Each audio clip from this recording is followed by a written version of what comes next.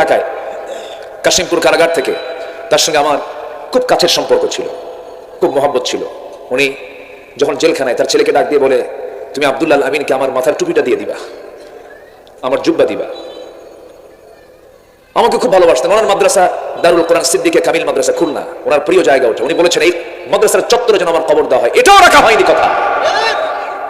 ওসিয়ত রাখার দায়িত্ব হচ্ছে, এটা মৃত ব্যক্তির ওসিয়ত পূরণ করা হচ্ছে গুরুত্বপূর্ণ কাজ, এটাও পালন করতে দেওয়া হয়নি। ভালোভাবে জানাজা করতে দেওয়া হয়নি। কাশিমপুর জেলখানা থেকে তাকে ধরা হলো, তাকে বের করা হলো চিকিৎসার নাম করে। বললো আপনি অসুস্থ। আমি নিজে তো জানি না আমি অসুস্থ। জোর করে নিয়ে শাহবাগ হসপিটালে ভর্তি করে পয়জনিং করে, বিষ প্রয়োগ করে তাকে হত্যা করা হয়েছে।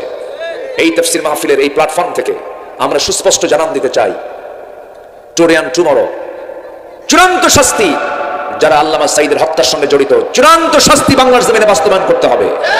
রাজি আছেন কারা কারা? হাত উঁচু করে দেখান মুসলমান।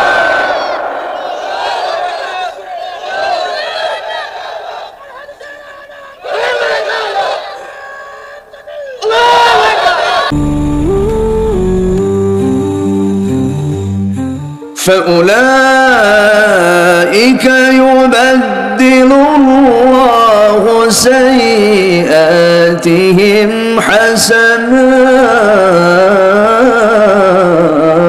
حسنات وكان الله غفورا رحيما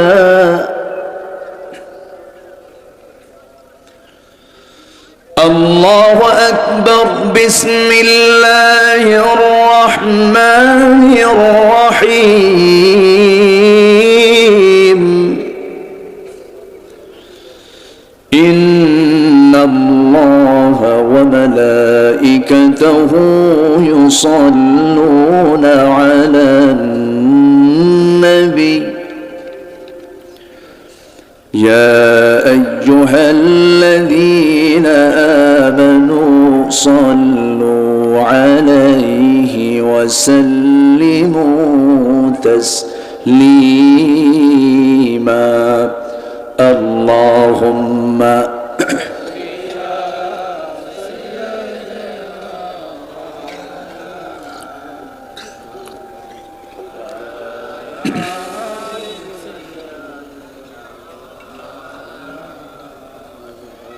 একটু মহব্বত দিয়ে নবীর প্রেমে মাতোয়ারা হয়ে জবান খুলে জোরালো কণ্ঠে সবাই বলুন আল্লাহুম্মা সাল্লি আলা সাইয়্যিদিনা মাওলানা মুহাম্মদ ওয়া আলা আলি সাইয়্যিদিনা।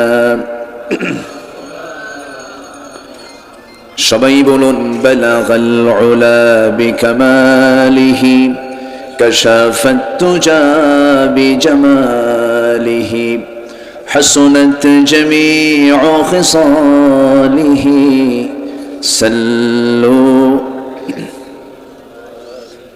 مشرق حب محمد مطلع ديوان ما مطلع خورشید سقاس سینہ سوزان ما بلغ العلا بکمالہ کشف التجا بجمالہ حسنت جمیع خصالہ আমি কোরআনের সুর মাঝে শুনেছি যে নাম, আজানের সুর মাঝেও শুনেছি সে নাম। ও নাম শুনেছি আমি আমার হৃদয়, হে রাসূল নবীজি তোমায়, হে রাসূল নবীজি তোমায়। সবাই বলি সাল্লাল্লাহু আলাইহি ওয়াসাল্লাম।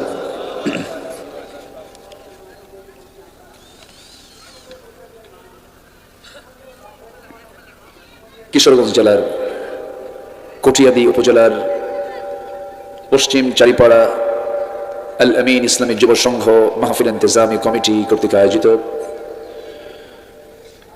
আজকের এই সান্ধ্যকালীন বার্ষিক তাফসীরুল কোরআন মাহফিল 2024, আজকের এই মহৎ আয়োজনের সম্মানিত সুযোগ্য সভাপতি মাওলানা হাদিউল ইসলাম, আজকের মাহফিলের প্রধান আলোচক মুফতি আতিকুল্লাহ হাফিজাহুল্লাহ,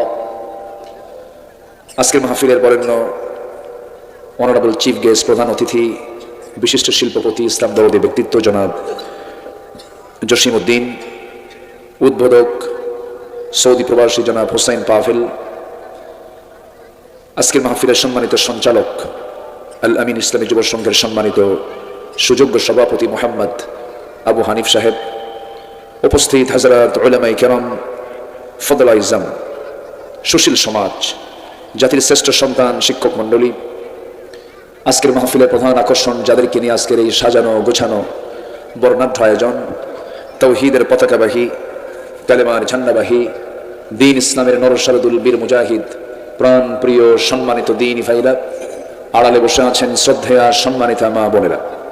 আলোচনার সূচনায় আনুষ্ঠানিকতার মধ্য দিয়ে আমার পক্ষ থেকে আবারও দিল খোলা সালাম, আসসালামু আলাইকুম ওয়া রাহমাতুল্লাহি ওয়া বারাকাতুহু। সবাই কেমন আছেন? আমাকে প্রশ্ন করলেন, আল্লাহ তাআলা তো আপনার সাথী আমাকে রেখেছেন, এইতে বসে আছি, আপনার মতোই আছি, বলি আলহামদুলিল্লাহ, জোরে বলি আলহামদুলিল্লাহ।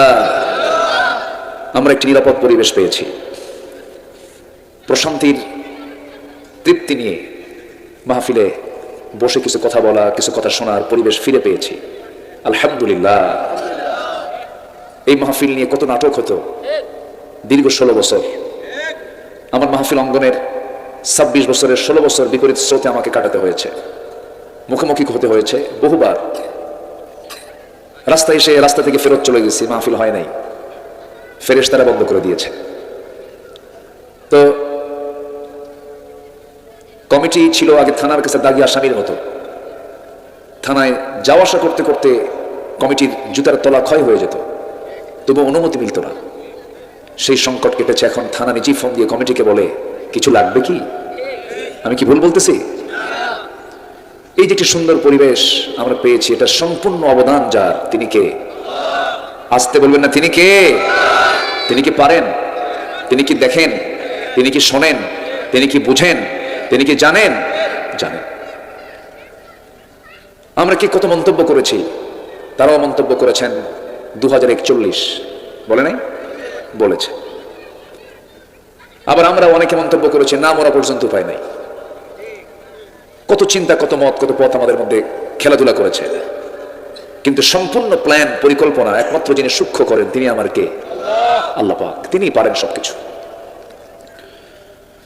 তিনি সেই রব যে রব ফেরাউনকে একদম অস্তিত্বহীন করেছেন, নমরুদকে ন্যাংরা মশা দিয়ে বিদায় করেছেন, ফেরাউনকে পানিতে চুবনি দিয়ে মেরে ফেলেছেন। কত দাপুটে নেতা ছিল, আজকে তাদের কোনো অস্তিত্ব নাই, সব বিলীন করে দিয়েছেন। তিনি আমার কে? আল্লাহ তাআলা। সে আল্লাহর শানে আমরা সবাই বলছি আলহামদুলিল্লাহ। আবারও বলছি আলহামদুলিল্লাহ, চিৎকার মেরে বলছি আল্লাহুম্মা ইন্নী আসআলুকা আল হুদা ওয়াত তুকা ওয়াল আফাফা ওয়াল গিনা। সবাই বলি আল্লাহুম্মা আইন্নি আলা যিকরিকা ওয়া শুকরিকা ওয়া হুসনি ইবাদাতিকা। আমরা আল্লাহ তাআলার শুকর আদায় করে নিলাম।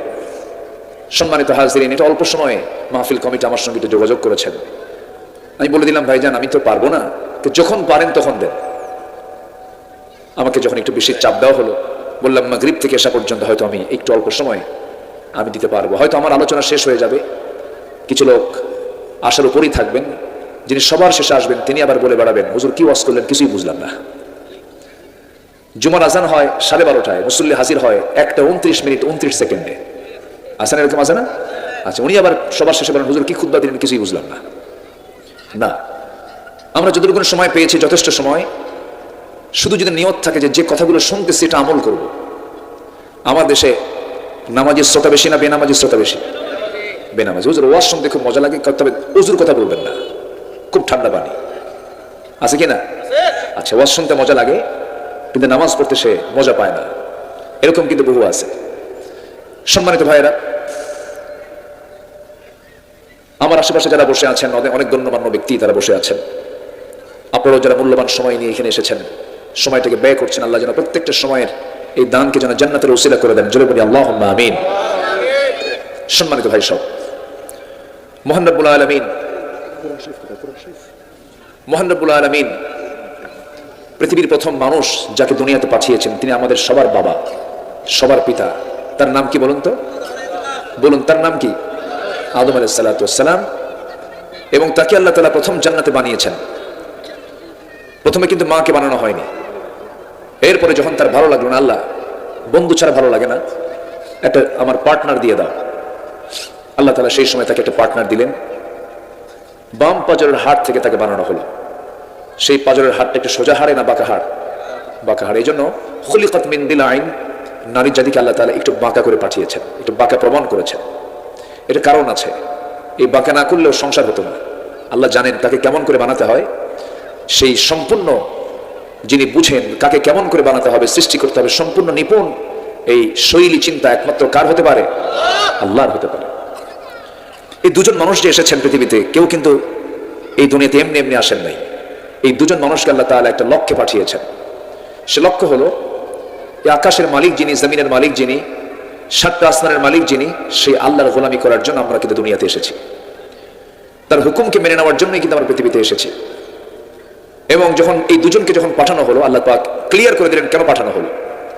আল্লাহ রাব্বুল আলামিন বলেন, قُلْنَا اهْبِطُوا مِنْهَا جَمِيعًا فَإِمَّا يَأْتِيَنَّكُمْ مِنِّي هُدًى فَمَنْ تَبِعَ هُدَايَ فَلَا خَوْفٌ عَلَيْهِمْ وَلَا هُمْ يَحْزَنُونَ। জোরে বলুন আল্লাহু আকবার।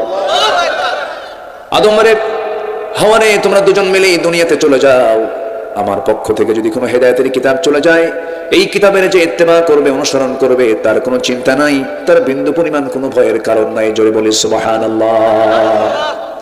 তাহলে প্রথম মানুষ যে এসেছেন, তিনি কি খালি হাতে এসেছেন না কিতাব নিয়ে এসেছেন? তাহলে যার হাতে কিতাব থাকে, যিনি কিতাব পড়েন, তিনি কি মূর্খ না শিক্ষিত? শিক্ষিত। তাহলে আমাদের সবার বাবা, আমাদের পিতা আদম ছিলেন শিক্ষিত না অশিক্ষিত? মূর্খ না জ্ঞানী? তাহলে আমরা কি পিতার সন্তান বলেন? জ্ঞানী পিতার সন্তান কিন্তু আমরা। জি, শুকরান। আমরা জ্ঞানী পিতার সন্তান, কিন্তু যোগ্য পিতার কিন্তু আমরা সন্তান। এবং ওয়াল্লামা আদম আল আসমাআ কুল্লাহা, আল্লাহ তাআলা আদম আলাইহিস সালাতু ওয়াস সালামকে এত জ্ঞান দিয়েছিলেন যে গোটা পৃথিবীর যত সৃষ্টি আছে সকল মাখলুকের নাম তিনি জানতেন। কিয়ামত পর্যন্ত এমন জ্ঞানী মানুষ আসবে? এখনো কেউ জানে বলেন? সমুদ্রের তলে কি আছে? এই আকাশ থেকে জমিন পর্যন্ত সমুদ্র, পাহাড়, নদ নদী, খাল, বিল, জঙ্গল, সব কিছুর নাম আল্লাহ তাআলা আদমের সিনার মধ্যে আল্লাহ পাক ঢুকায় দিয়েছিলেন। তাহলে কি তিনি শুধু জ্ঞানী না মহাজ্ঞানী? আমাদের বাপ ছিলেন শুধু জ্ঞানী না বিশেষ জ্ঞানী? বিশেষ জ্ঞানী। এবং যাকে বিজ্ঞানী বলা হয়, বিশেষ জ্ঞান যার আছে সেই তো বিজ্ঞানী। তাহলে সেই জ্ঞানী এবং মেধাবী বিচক্ষণ ব্যক্তির পিতার সন্তান হচ্ছে আমরা। দুঃখ লাগে জানেন, আমরা সে আদম সন্তান হয়ে, সৃষ্টির সেরা হয়ে, আমরা সৃষ্টির শ্রেষ্ঠ হওয়ার পরও আমরা অধম হয়ে বসে আছি। আমাদের কাজ, আমাদের কারবার, আমাদের যে চিন্তা চেতনা, পশুত্বকেও হার মানিয়ে ফেলে, পশুকেও হার মানিয়ে ফেলে। আমরা এত নিম্নে চলে এসেছি এখন প্রেজেন্ট ওয়ার্ল্ডে। বিকৃতির মনোভাব আমাদের ভিতরে চলে আসছে, যা একটা পশুর ভিতরেও নাই। একটু কান লাগায় কথাগুলো শুনবেন। আমি তো কথাগুলো বলি শুধু আপনাকে শোনানোর জন্য নয়, এই যে প্রযুক্তির ক্যামেরাগুলোর মধ্য দিয়ে গোটা পৃথিবীতে কোটি কোটি মানুষ এই কথাগুলো শোনে। আজকে মানুষ বাঘকে দেখে, সিংহকে দেখে যে ভয় পায়, তার চাইতে আজকে মানুষ মানুষকে দেখে তার চেয়ে বেশি ভয় পায়।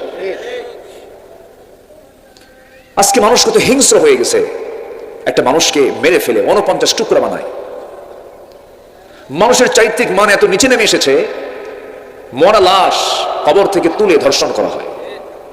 মানুষ এত নিচে নেমে এসেছে, ডিপ ফ্রিজে রাখা নারীকে বের করে ধর্ষণ করা হয়। আমরা এত নিচে নেমেছি।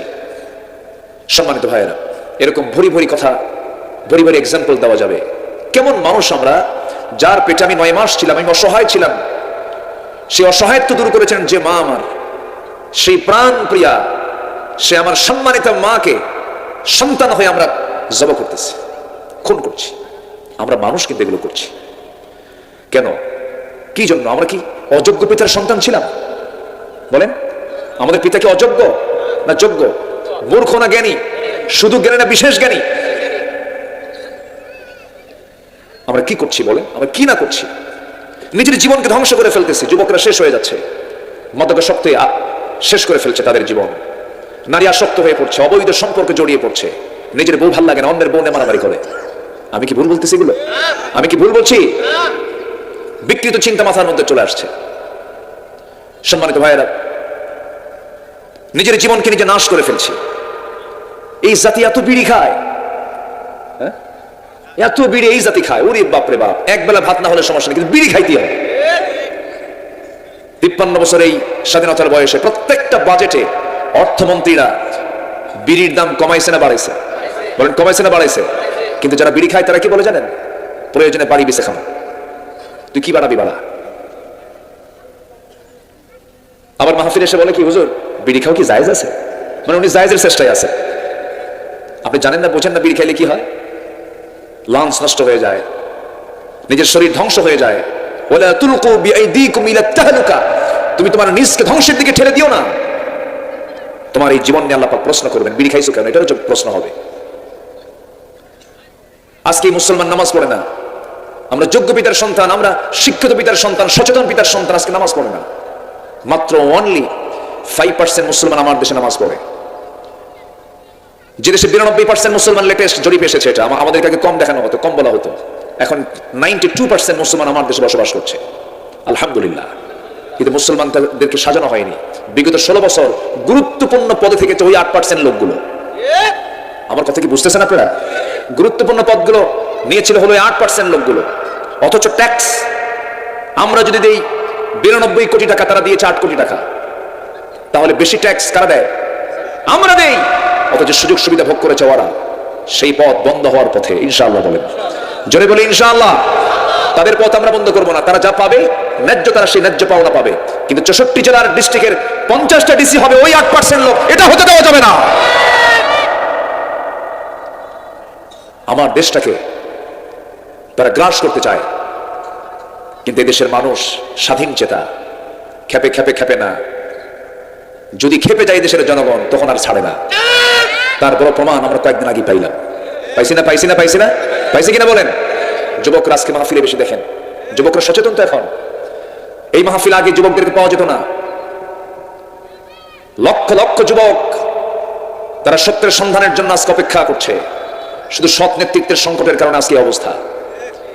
আজকে 5% নামাজি আমার দেশে তৈরি হতো না যদি আমার দেশে যদি 53 বছর যারা নেতৃত্ব দিয়েছেন তারা যদি নামাজের কথা যদি জাতিকে শোনাতেন, যদি নেতৃত্বের আসনে যারা বসেছেন তারা যদি নামাজের জন্য যদি কথা বলতেন, নামাজের সরকার যদি কায়েম করতেন, উল্টা হয়ে যেত। 5% বেনামাজি থাকতো, 95% নামাজি হয়ে যেত। আমরা সুন্দর বাংলাদেশ গড়তে চাই। জোরে বলি ইনশাআল্লাহ। আরো জোরে বলি ইনশাআল্লাহ। কষ্ট পাচ্ছেন নাকি? কোন সমস্যা? আর সমস্যা হবে বা কি? আর সমস্যার সময় তো কথা বলতে বাদ দিইনি, এখন তার প্রশ্নই আসে না। 16টা বছর জেলখানায় ছিল, সাধারণ মানুষ বেশি না আলেম ওলামা বেশি। তারা কি দেশ চালাইছিল? ধরলো কেন?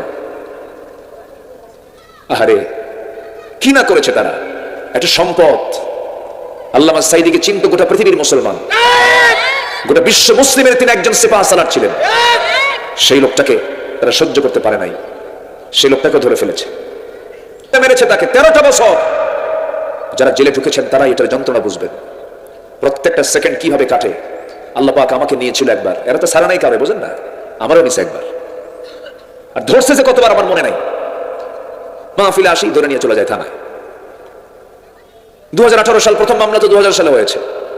ওই সময় জনগণের প্রতি একটা আইন পাশ করেছিল তারা। 2018 সালে আমাকে গ্রেফতার করা হলো। থানায় নিয়ে ওসি সাহেব কান দেয়ার কয়, হুজুর আমি আপনার খুব ভক্ত, আপনার ওয়াজ শুনি, কিন্তু করবো কি, উপায় তো নাই। চাকরি বাঁচান তো ফরজ। আমি বললাম ইমান বাঁচান তো নফল। মামলা খান দিয়ে আমার নিয়ে একদম জায়গা মতো জেলখানায় পাঠিয়ে দিল।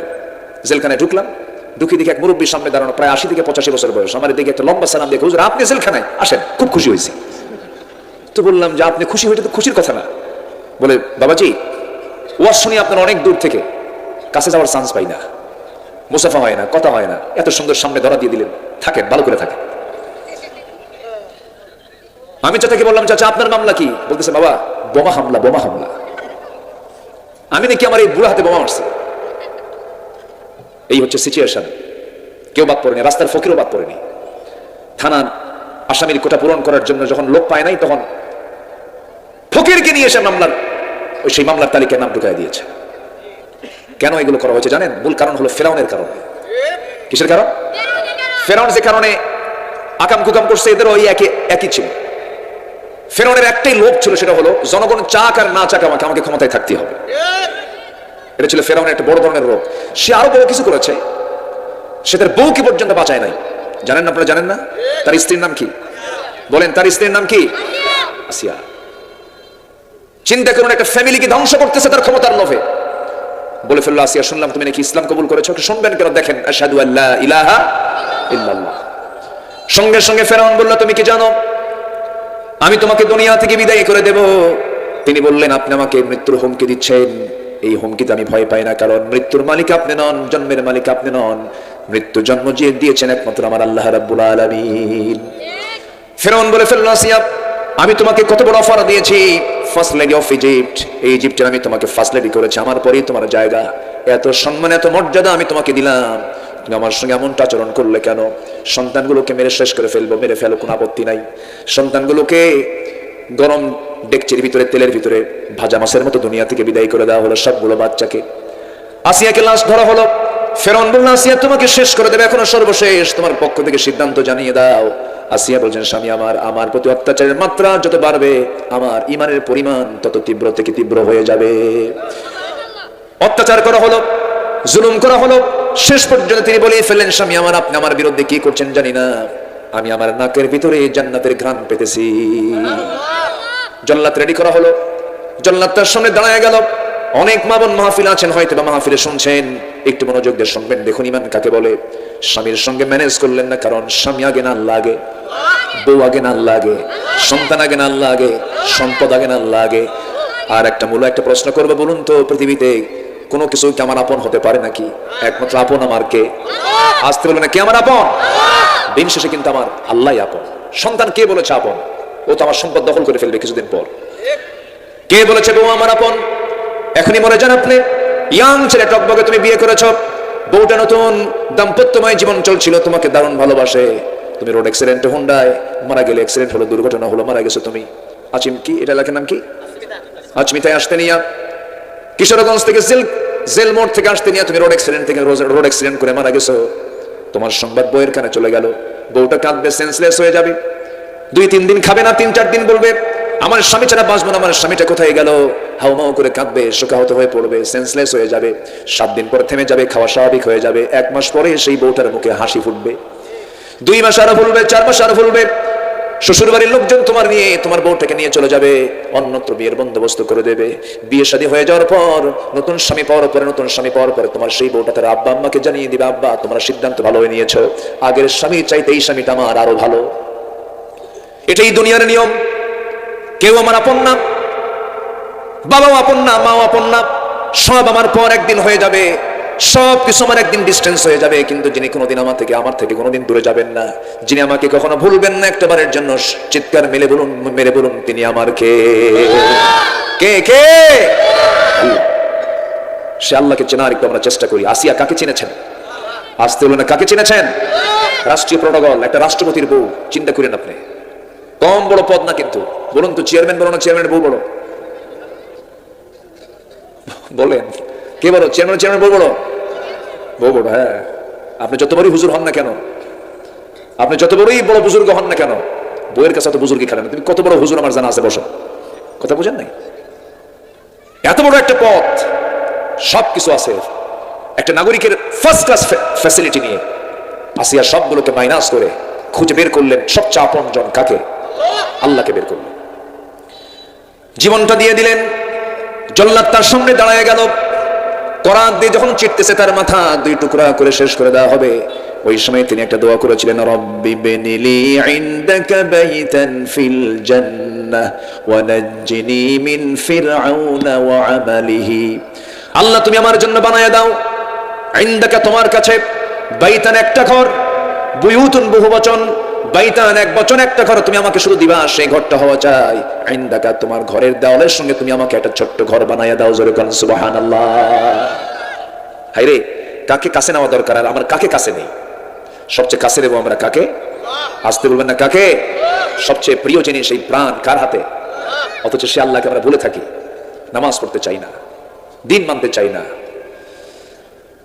আসি আলাইহিস সালাতু ওয়াস সালাম শাহাদাত বরণ করলেন, দুনিয়া থেকে বিদায় নিলেন, তিনি তো বিজয়ী হয়ে গেলেন, কিন্তু ফেরাউন তো পরাজিত হয়ে গেল। ফেরাউন তো বুঝলো না, ফেরাউনের একটা নেশা ছিল, সব যা কিন্তু আমার ক্ষমতা ছাড়ুম না।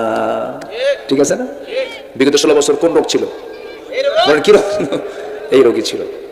মাইরা শেষ করো, শেষে সারতে পারে নাই। 2000 মারছে। কয় হাজার? 2000। 20,000-এর মতো কাঁপড়াচ্ছে হোটেলে, কি বলে, হসপিটালে। 20,000 ছাত্রগুলো, নাক নাই, চোখ নাই, হাত নাই, পা নাই। সম্মানিত বন্ধুগণ,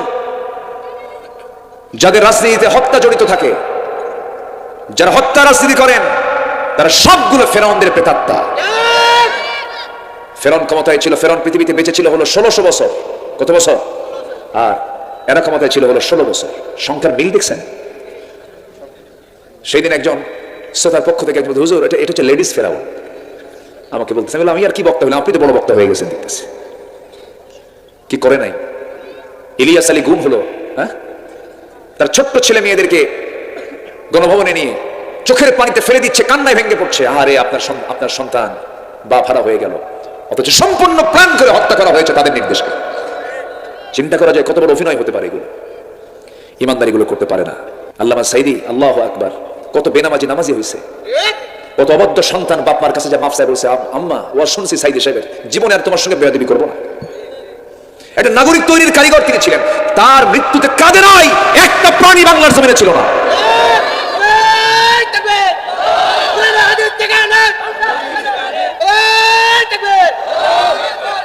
আরে কেমনে তাকে মারলো? 13 আগস্ট, আমি তখন ঢাকায় কাশিমপুর কারাগার থেকে, তার সঙ্গে আমার খুব কাছের সম্পর্ক ছিল, খুব মহব্বত ছিল। উনি যখন জেলখানায়, তার ছেলেকে ডাক দিয়ে বলে, তুমি আব্দুল্লাহ আল আমিনকে আমার মাথার টুপিটা দিয়ে দিবা, আমার জুব্বা দিবা। আমাকে খুব ভালোবাসতেন। ওনার মাদ্রাসা দারুল কোরআন সিদ্দিকে কামিল মাদ্রাসা খুলনা, ওনার প্রিয় জায়গা ওঠে। উনি বলেছেন এই মাদ্রাসার চত্বরে যেন আমার কবর দেওয়া হয়। এটাও রাখা হয়নি কথা। ওসিয়ত রাখার দায়িত্ব হচ্ছে, এটা মৃত ব্যক্তির ওসিয়ত পূরণ করা হচ্ছে গুরুত্বপূর্ণ কাজ, এটাও পালন করতে দেওয়া হয়নি। ভালোভাবে জানাজা করতে দেওয়া হয়নি। কাশিমপুর জেলখানা থেকে তাকে ধরা হলো, তাকে বের করা হলো চিকিৎসার নাম করে। বললো আপনি অসুস্থ। আমি নিজে তো জানি না আমি অসুস্থ। জোর করে নিয়ে শাহবাগ হসপিটালে ভর্তি করে পয়জনিং করে, বিষ প্রয়োগ করে তাকে হত্যা করা হয়েছে। এই তাফসীর মাহফিলের এই প্ল্যাটফর্ম থেকে আমরা সুস্পষ্ট জানান দিতে চাই, টুডে অ্যান্ড টুমরো চূড়ান্ত শাস্তি যারা আল্লামা সাঈদের হত্যার সঙ্গে জড়িত, চূড়ান্ত শাস্তি বাংলার জমিনে বাস্তবায়ন করতে হবে। রাজি আছেন কারা কারা? হাত উঁচু করে দেখান মুসলমান।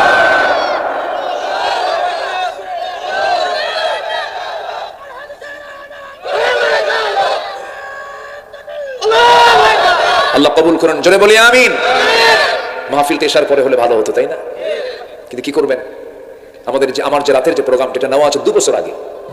কমিটি আমার সঙ্গে যোগাযোগ করেছেন, মাহফিল কমিটি ছাড়ে না। আমি পাশে এসেছিলাম, সেখানে গিয়ে হুজুর আপনি যখন পারেন, বললাম রাত 3টায়। এমনও আছে গতকালকে আমার মাহফিল ছিল পাবনাতে, রাত 3টায় দেখি হাজার হাজার মানুষ বসে আছে।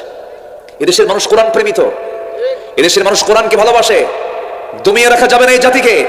এই জাতি জেগে ওঠা শুরু করেছে। আগামী দিন হবে কোরআনের দিন, ইসলামের দিন ইনশাআল্লাহ। সিরিয়ার খবর জানেন? সিরিয়া, হ্যাঁ, হাফিজ আল আসাদ, তার কুপুত্র বাশার আল আসাদের পতন হয়েছে। রাশিয়ার মস্কোতে যে শীত হয়ে পড়ে আছে, এখন কেউ নাই। কি দাপট ছিল, কি প্রভাব ছিল। সে আয়নাঘর বানিয়েছিল। 43 বছর পরে এক পাইলট সেদিন মুক্তি পেয়েছে। 43 বছর পর। সে জানে না তার বাপ হাফিজ আল আসাদ মারা গেছে আরো 20-23 বছর আগে। কি চিত্র! যারাই স্বৈর শাসক হয়েছে যুগে যুগে, তারা এরকম করে একটা করে আয়নাঘর বানাইছে, ঠিক কিনা? এরকম আয়নাঘর গোটা পৃথিবীতে আরো আছে না নাই? সব আয়নাঘর থেকে মুসলিমরা বের হবে। সময় আসছে সামনে, সময় আসতেছে সামনে, জোরে বলে ইনশাআল্লাহ। কষ্ট পাচ্ছেন? বিড়ি খাবো? আসতে কয় বিড়ি খাবো আমরা? নামাজ না পড়ে থাকবো? সবাই কি নামাজ পড়বেন? সবাই কি নামাজ পড়বেন? আল্লাহ নামাজি বানান, জোরে বলি আমিন। আগে নিজের 1.5 হাত 3.5 হাত বডিকে আগে সুন্দর করে সাজাই, সমাজ তো দূরেই থাকলো, রাষ্ট্র দূরেই থাকলো। 3.5 হাত বডির এই 3.5 হাত দেহের রাষ্ট্রপতিকে আমি নিজেই তো রাষ্ট্রপতি। আমার মাথা থেকে পা পর্যন্ত 3.5 হাত বডি, এই বডি সবকিছু নিয়ন্ত্রণ শক্তি আল্লাহ তাআলা আমাকে দেন নাই? আমি চোখ দিয়ে তাকাই, অন্য কেউ তাকায় নাকি? আমি হাত দিয়ে কাজ করি, তাহলে আমার মাথা থেকে পা পর্যন্ত এই বডি নিয়ন্ত্রণ করতে হবে কার? আমাকে। এই চোখ দিয়ে বাজে কিছু দেখা যাবে না, এই কান দিয়ে বাজে কিছু শোনা যাবে না, এই হাত দিয়ে ক্ষমতা আছে বলে থাপ্পড় মারা যাবে না। যারা থাপ্পড় মেরেছে, যারা গুলি করেছে, তারা আজকে কোথায়? কোথায় তোমরা? এই কটিয়ে দিতে আমাকে মাহফিল করতে দেওয়া হয় নাই। 2-1টা মাহফিল বাধা দিয়েছে, কিছু মাহফিল করেছি, বাধাও দিয়েছে, মাহফিল করতে দেয়নি। পাকুন দিয়ে বন্ধ ছিল, কিছু ফেরেশতারা বন্ধ করে দিয়েছিল। সম্মানিত ভাইয়েরা, সম্মানিত বন্ধুগণ, পরিবেশ যখন পেয়েছি, সময় যখন পেয়েছি, সব দেখেছি। আমরা একটু কোরআনকে দেখতে চাই ইনশাআল্লাহ। কোরআন দেখবো না কি? কোরআনকে দেখবো না আমরা ইনশাআল্লাহ? কোরআন সব জায়গায় চালু হোক, সবাইকে আমরা চাই, সবাইকে আমরা চাই। আল্লাহ কবুল করুন, জোরে বলি আমিন, আরো জোরে আমিন, আরো জোরে আমিন। আমার নবীজি কি অসভ্য সমাজকে সভ্য সমাজ বানালেন, চরিত্রহীন মানুষগুলোকে চরিত্রবান বানালেন। যে যুগের মানুষ নিজের মাকে বিয়ে করত, নাউজুবিল্লাহ বলবেন না, মানে বাপ একজনকে বিয়ে করেছে, বাপ ওই মহিলাকে তালাক দিয়েছে, ছেলে যা করছে কি বাপের বউকে বিয়ে করে নিয়ে চলে আসছে। এত নোংরা একটা জাতি ছিল আমার নবীজির জন্ম যে সমাজে ছিল। সেখান থেকে বের করে এনেছেন সাইয়েদনা আবু বকরকে, ওমরকে, ওসমানকে, সাইয়েদনা আলীর মতো মানুষগুলোকে। সুবহানাল্লাহ বলবেন না? কোনো জাদু দিয়ে নয়, কি দিয়া? কি দিয়া? আমার কাছে দেশটাকে খুব সম্ভাবনাময় মনে হয় জানেন। 5 আগস্টের পরে 10 দিন একটানা দেশে কোনো পুলিশের প্রশাসক ছিল না। কোনো প্রশাসন ছিল বলেন তো? 10 দিন কিছুই। আমি মালয়েশিয়া যাচ্ছি, সিঙ্গাপুর হয়ে আমার বিদেশ সফর ছিল, তো আমি ইমিগ্রেশন ক্রস করবো, পুলিশ নাই, মানে কোনো প্রশাসনই নাই, তাদের ড্রেসই নাই। আমি এখন পাসপোর্টটা যে আমার এন্ট্রি করতে হবে, আমি যে বাইরে যাবো, আবার এই লিস্ট না থাকলে তো সমস্যা। এমন অবস্থা, এমন সিচুয়েশন তৈরি হয়েছিল। অথচ এই 10 দিন এই দেশের মানুষ থানাকে পাহারা দিয়েছে। এই চিত্র আমেরিকায় হলে আমেরিকা টিকতে পারতো না। ওরা শুধু অনলাইনের প্রযুক্তির কারণে তারা ভালো থাকে। আমরা রিয়ালি ভালো জাতি, চোরের জাতি ওরা, ডাকাতের জাতি ওরা। কি ইতিবাচক দিক না এটা? 10টা দিন প্রশাসন নাই, সুন্দর করে মানুষ নিজের দায়িত্ব নিয়ে রাস্তায় ট্রাফিকের দায়িত্ব পালন করেছে। আলহামদুলিল্লাহ বলে। আমরা পারবো না নতুন করে করতে পারবো না? আমরা পারবো। শুধু একজন ইমাম দরকার। কি দরকার? ওমরের মতো। কিসের মতো? ওমরের মতো একটা ইমাম দরকার। আরে ওমর কি ছিলেন তিনি! তার কাছে একজন হাদিস বর্ণনা করতেছে যে যাররা পরিমাণ যার মধ্যে অহংকার থাকবে সে জাহান্নামী। এটা শোনা মাত্র তিনি হাউমাউ করে কাঁপতেছে। 40টা রাষ্ট্র তিনি চালান তখন, 40টা রাষ্ট্র। রোম পারস্য থরথর করে কাঁপে তার নাম শুনলে। ওমরের যে রাস্তা দিয়ে যেতেন শয়তান যেত না সে রাস্তা। ওমরের কান্না দেখে সবাই অস্থির হয়ে যাচ্ছে। ওমর আপনি তো কাঁদতেছেন কেন? তিনি বলতেছেন আমার কান্নার কারণ হলো আমি এই জন্য কান্দি, আমি যে পদে আছি আমাকে রাষ্ট্রপতি মানুষ বলে, আমাকে খলিফা মানুষ বলে, আমির বলে ডাকে, আমিরুল মুমিনিন বলে ডাকে। আমার যেন কেমন যেন মনে হয় ভিতরে অহংকার ঢুকে গেছে, আমি তো জাহান্নামী হয়ে যাব। এরকম করে ধুলায় লুটিয়ে পড়ছেন, কাঁদতেছেন, আর আকাশের দিকে তাকায় তাকায় বলছেন আকাশের মালিক আল্লাহ, তুমি যদি গোটা দুনিয়ার সব মানুষগুলোকেও যদি জান্নাতের ঘোষণা দিয়ে দিয়া মাত্র একটা মানুষকে জাহান্নামের ঘোষণা দিয়ে দাও, আমার মনে হয় ওই একটা মানুষ যে জাহান্নামে যাবে সে হলো আমি ওমর। নিজেকে কত ছোট ভেবেছেন, নিজেকে কত নিচে মনে করেছেন তারা। সাইয়েদনা আবু বকর রাদিয়াল্লাহু তাআলা আনহু রাতের বেলা জনগণকে যখন দেখতে যেতেন খালি পায়ে হাঁটতেন। কি পায়ে? খালি পায়ে। প্রশ্ন করা হলো আবু বকর খালি পায়ে হাঁটেন কেন? তিনি বলেন জুতা পায়ে যদি হাঁটতে যাই পাথরের সঙ্গে জুতার ধাক্কা লাগবে, একটা আওয়াজ হবে, খরম জুতার সঙ্গে একটা বাড়ি লাগবে। এই আওয়াজটা যদি কোনো আমার দেশের কোনো নাগরিকের ঘরের মধ্যে শুয়ে থাকা কোনো মানুষের কানে যদি শব্দটা যাওয়ায় যদি ঘুমটা ভেঙে যায়, কিয়ামতের দিন আমাকে তার জন্য জবাবদিহি করতে হবে। আমার জনগণ যেন ঘুম পাড়তে কোনো অসুবিধা বোধ না হয়, এই জন্য আমি খালি পায়ে হাঁটি। সুবহানাল্লাহ বলবেন না? নেতা আসবেন কিশোরগঞ্জ, গাজীপুর চৌরাস্তা থেকে রাস্তাঘাট বন্ধ, ট্রাফিক সব বন্ধ, নেতা আসবেন। ওই সমস্ত নেতৃত্ব আমরা দেখতে চাই না। আসতে কোন কেন? আসতে কোন কেন? দেখতে চাই না। বহু লস করেছেন আপনারা। প্রেসিডেন্ট ওয়ার্ল্ডের কথা বলছি, মালয়েশিয়ার প্রধানমন্ত্রী কি ডক্টর মাহাথির মোহাম্মদ, মরহুম, মারা গেছেন উনি, এই তো কয়েকদিন আগে মারা গেছেন। মাহাথির মোহাম্মদকে আমি নিজে দেখেছি, তার ওয়াইফ সহ মালয়েশিয়ার কুয়ালালামপুরে কেলেতে দুজনে একাকি ঘুরতেছে শপিং মার্কেটে, একটা লোক তার আগেও নাই পরেও নাই। আর আমার দেশের সামান্য একটু মানে ছোট্ট নেতাও যদি হয় তার আগে 50টা পিছনে 50টা হোন্ডা গাড়ি লাগে। কি আছে না? আছে না? আছে না? এগুলো নেতৃত্বের গুণাবলী নয়, এগুলো অহংকারের গুণাবলী। এগুলো অহংকারের চিত্র, এগুলো আমরা দেখার জন্য বাংলাদেশ স্বাধীন করি না। আমরা নতুন করে গড়তে চাই দেশকে। জোরে বলি ইনশাআল্লাহ, আরো জোরে বলি ইনশাআল্লাহ, আরো জোরে বলি ইনশাআল্লাহ। প্রথম খলিফার নাম কি বলুন? আবু বকর। কয় নম্বর খলিফা? 1 নম্বর। যেদিন খেলাফতের দায়িত্ব নিয়েছেন, সকালবেলা দোকানে যাচ্ছেন ব্যবসা করার জন্য। বলো আপনি ব্যবসা করতে যান কেন? আপনি তো খলিফা, আমার পরিবার চলবে কি দিয়ে? ব্যবসা করা লাগবে না? কাপড়ের দোকানদারি করতেন। কিসের দোকানদারি? কাপড়ের দোকানদারি। আবার তিনি কি করতেন দেখেন, এত বড় শাসকের দায়িত্ব পালন করেছেন, প্রতিবেশীর হক আদায় করেছেন।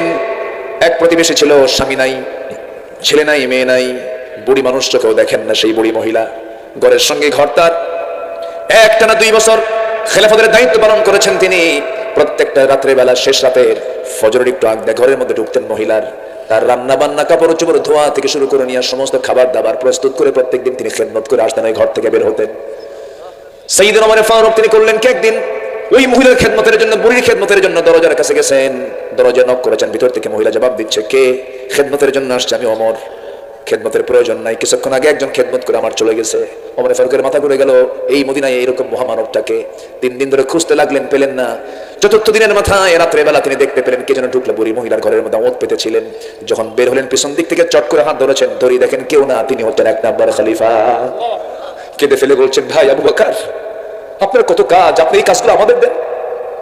তিনি বলছেন, ওমর রে, তোমার কবরে তুমি যাবো, আমার কবরে আমি যাবো, আমার হিসাব আমাকে দিতে হবে, আমার তো প্রতিবেশী, আমার তো হক আছে। প্রথম খলিফার ইন্তেকাল হয়ে গেল। দ্বিতীয় খলিফা যখন ওমর ফারুক দায়িত্ব গ্রহণ করলেন, ওই মহিলা জানেন না, বুড়ি মহিলা জানেন না প্রথম খলিফার ইন্তেকাল হয়ে গেছে। বুড়ি মানুষ, চোখে দেখে না। পরের দিন ওমর ফারুক তার খেদমতের দায়িত্ব পালন করার জন্য আসছেন। এসে সব কিছু প্রস্তুত করে তিনি ঘর থেকে বের হয়ে চলে গেছেন। মহিলা যখন খেতে বসেছেন, সামনে কিছু খেজুর, সেই খেজুর খেতে নিয়ে খেজুর যখন মুখের মধ্যে নিয়েছেন, একটা কামড় মেরেছেন, বিচি লেগে গেছে দাঁতের সাথে। তিনি চোখের পানি ফেলে ফেলে বলছেন, বুঝতে পেরেছি আমার আগের খাদেম আবু বকর পৃথিবীতে বেঁচে নাই। আমার আবু বকর যখন আমাকে খেদমত করতে আসতো, খেজুরটাও যখন আমার সামনে দিত, বিচিটা ফেলে দিয়া আমার সামনে খেজুরগুলো প্রস্তুত করে রাখতো, যেন আমার বিচি না ফেলতে হয়। সুবহানাল্লাহ বলবেন না? কি করেছেন তারা, আর আমরা কি দেখছি? আমরা কি এমন একটা পরিবর্তন আমরা চাই না? বলেন চাই না, চাই না, চাই না? আমরা পরিবর্তন যদি চাই, তাহলে কি লাগবে বলেন? কি লাগবে? আসতে বলবেন না, কি লাগবে? কোরআন লাগবে। সবাই কি নামাজ পড়তে রাজি আছেন? কয় ওয়াক্ত নামাজ পড়বেন? একটু হাত তুলে দেখেন তো দেখি। জোরে বলি ইয়া আল্লাহ, আরো জোরে ইয়া আল্লাহ। আমাদেরকে 5 ওয়াক্ত সালাত আদায় করার তৌফিক তুমি আল্লাহ দিয়া দাও। জোরে বলি আমিন, আরো জোরে আমিন, আরো জোরে আমিন। কষ্ট দিয়ে ফেললাম। বউ যদি নামাজ না পড়ে কি করবেন? পিটাবেন? দেখেন, হ্যাঁ জি, কে জানে কোসে জি, বুঝাবেন। বউ পিটানোর জন্য নয়, বউ মহব্বত করে বোঝানোর জন্য।